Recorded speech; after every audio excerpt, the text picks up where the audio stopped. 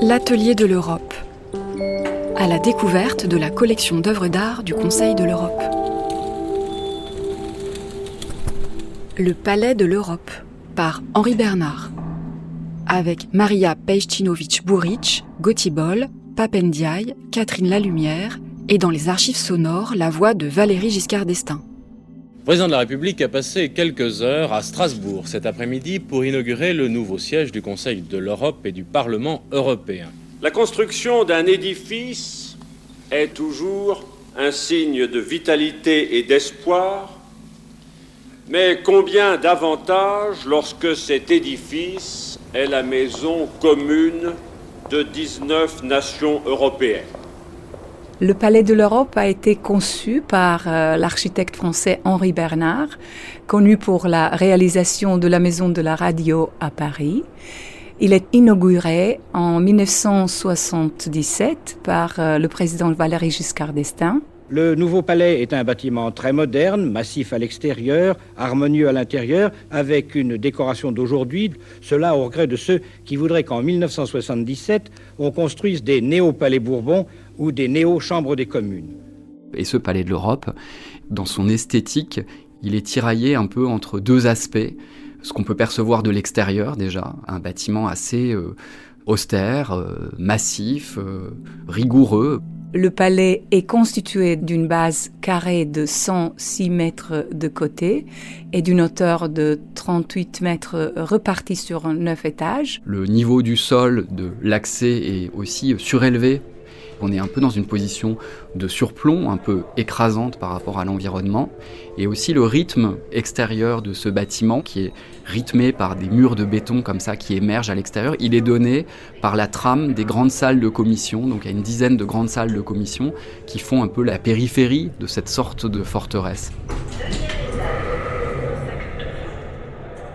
3 couleurs prédominent. Le rose, des sous-bassements de béton, les grilles de la façade recouvertes d'aluminium et le brun des grands baies vitrées des salles de conférence. Il y a ce béton qui est coloré et qui reprend et qui intègre même dans sa composition la couleur du grès des Vosges, donc la pierre locale avec laquelle on a construit notamment la cathédrale de Strasbourg. On voit aussi que par exemple à l'extérieur, les façades du bâtiment sont légèrement inclinées. Et cela évoque la base d'une pyramide inachevée et symbolise l'effort de convergence vers l'unité des nations diverses.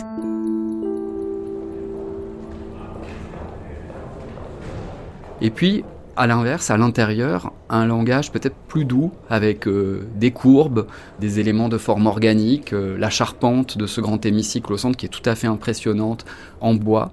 Les 12 arcs d'acajou qui soutient la structure en constituent l'aspect le plus original, 12 comme le nombre d'étoiles sur le drapeau européen. C'est cette volonté de faire une œuvre d'art totale. Ça va jusqu'au dessin des chaises, du mobilier.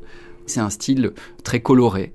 C'est vraiment des gammes chromatiques avec des déclinaisons autour de teintes de rouge, de jaune, de marron extrêmement chaudes, avec des alternances géométriques sur les murs, donc un peu comme des fresques, avec un dessin aussi des plafonds, des luminaires, donc toutes les lignes finalement géométriques, elles se prolongent sur toutes les faces des espaces qui accentuent cette ambiance très chaude finalement à l'intérieur du bâtiment.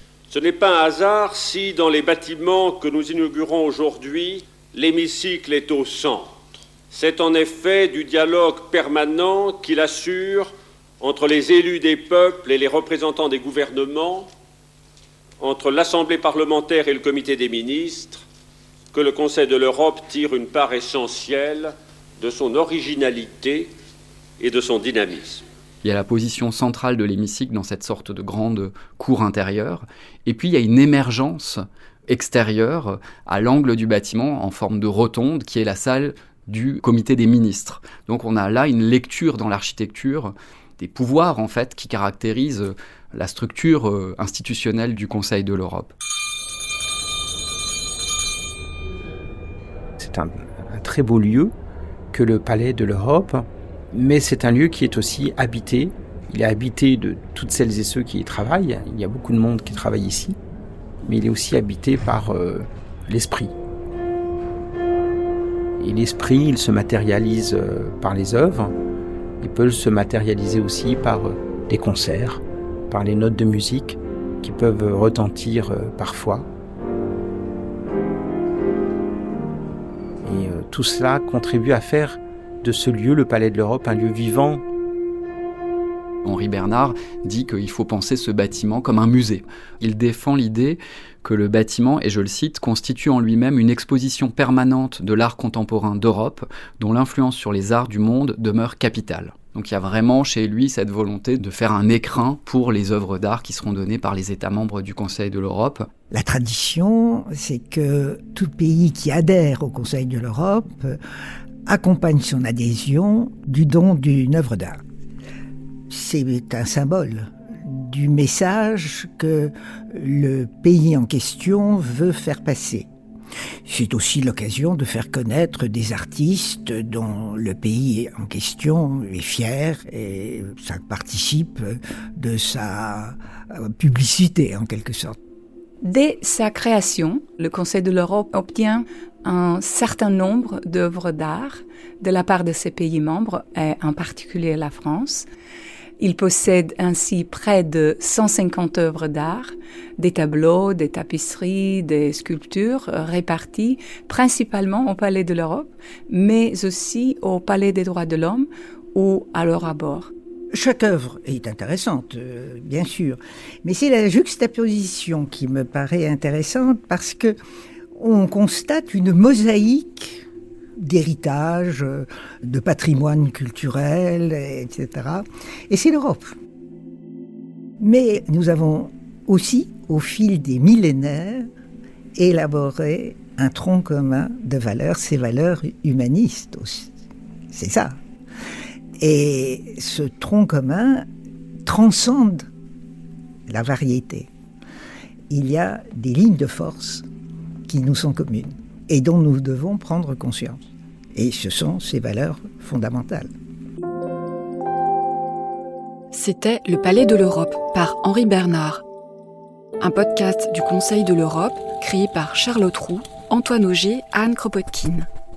Avec la secrétaire générale du Conseil de l'Europe, Maria Pejcinovic-Buric, le professeur en histoire et culture architecturale Gauthier Boll, l'ambassadeur, représentant permanent de la France auprès du Conseil de l'Europe, Pape Ndiaye, l'ancienne secrétaire générale du Conseil de l'Europe, Catherine Lalumière, et dans les archives sonores, la voix de Valéry Giscard d'Estaing.